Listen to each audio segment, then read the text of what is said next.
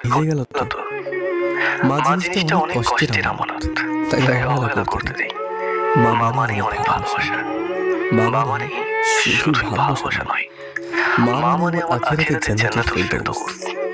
মা একটা পুরো পৃথিবী আছে এই ক্ষুদ্রতম একটা শব্দে। কারণ মধুরের শব্দের পিছনে মানুষটা কে ভালোবাসে না মাকে।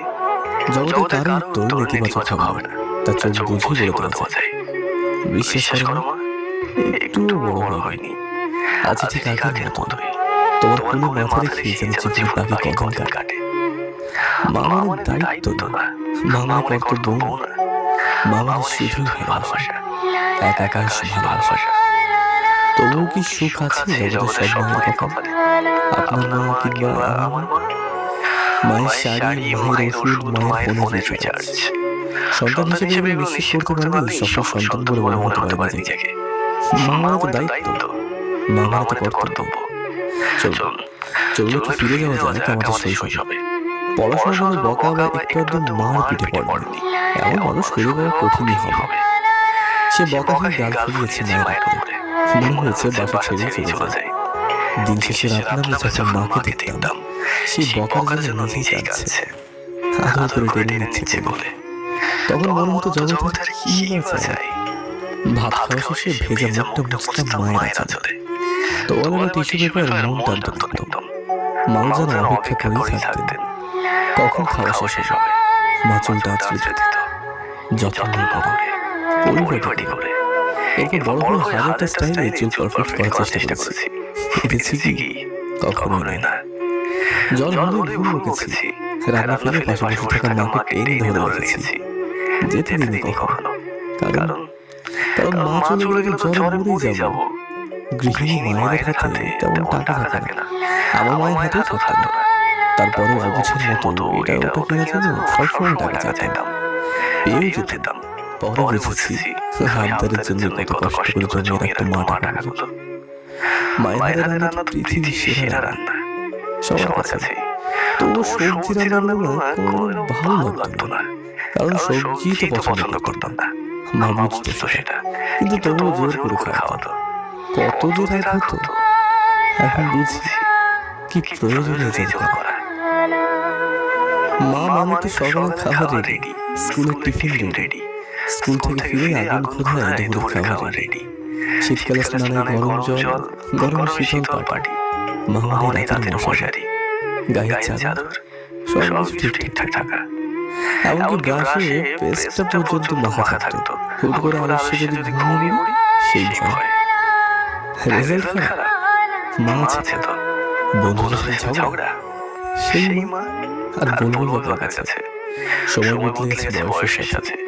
একসময় বলতাম মাকে ছাড়া একদিনও দূরে থাকবো না। ক্লাস 5-এ যখন মওলানা আবুল কালাম আজাদ মিশরের হোস্টেলে গেলাম, সেইবারই প্রথম পাকাপাকি ভাবে মায়ের থেকে দূরে। সে কান্নার প্রধান লেখা চিঠিগুলো এখনো চোখে জল আনে। এরপর আর ফেরা হয়নি বাসায়। কলেজ, বর্তমান লাইফস্টাইল, চাকরি বা ব্যবসা, মা থাকতে আমার ছুটির অপেক্ষায়। আমিও শুধু একটা প্রশ্ন, কবে আসবি বাবা? যত ফেসবুকে আমরা সুখের সাগরে ভাসি না কেন, কেউ আসলে চির সুখী নয়। মায়ের কষ্ট, মায়ের কান্নার সময়গুলোতে ছোটবেলা থেকেই সাথে থাকতাম। অল্প বয়সে অনেক কিছু শেখা গেছে। মায়ের সাহস ছিলাম আমি। অবাক লাগে যখন স্বাবলম্বী আমাকে মা জিজ্ঞেস করে, বাবা তোর টাকা আছে তো, নাকি দেবো?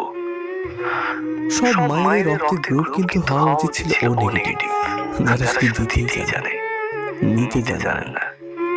আমার চাওয়া তো মায়ের নক্ষত্রপণে। মায়ের চাওয়াটা কি? এখনো শৈশবের মতো অবুঝে রয়ে গেছে এই ভাবনাতে। নিজের যা কিছু ভালো মনে হয় চাপাতে চাই মায়ের উপর। এই মা দিবসে দেখুন না, চিন্তা করে রেখেছি কি দেবো মাকে। শাড়ি, ফুল, কিংবা নিত্য ব্যবহার্য কিছু জিনিস। অথচ দেখুন মায়ের এসব চাহিদা কখনোই ছিল না, হয়তো দেরিতে, তবুও এখন বুঝি মায়ের একমাত্র চাহিদা হলো তার সন্তানের কাছ থেকে খানিকটা সময়, শুধু তার জন্য, একেবারে নিজের জন্য। ভালো মানুষ জানতে চায় না, ব্যস্ততার মধ্যে মা পরে বল দিচ্ছি বলে ফোনটা আমিও রাখি। এসব তুমি বুঝবে না মা, এইগুলো অভিমান আমিও করি। তাই এবারে মা দিবসে মায়ের জন্য দিতে চাই সময়। খাওয়ার পর আবার মুখ মুছতে চায় মায়ের শাড়ির আঁচলে, লুকিয়ে ফেলে দিতে চায় অপছন্দের সবজিগুলো। আবদার করে নিতে চাই 50 টাকার একটা নোট।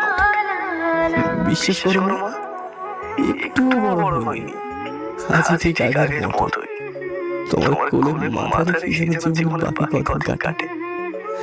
মা মানে তো দায়িত্ব না, মা মানে কর্তব্য না, মা মানে শুধুই ভালোবাসা, একাকাশ ভালোবাসা। আমি স্বামী, আজ বিদায় নিচ্ছি মায়ের প্রতি এক গুচ্ছ ভালোবাসা রেখে।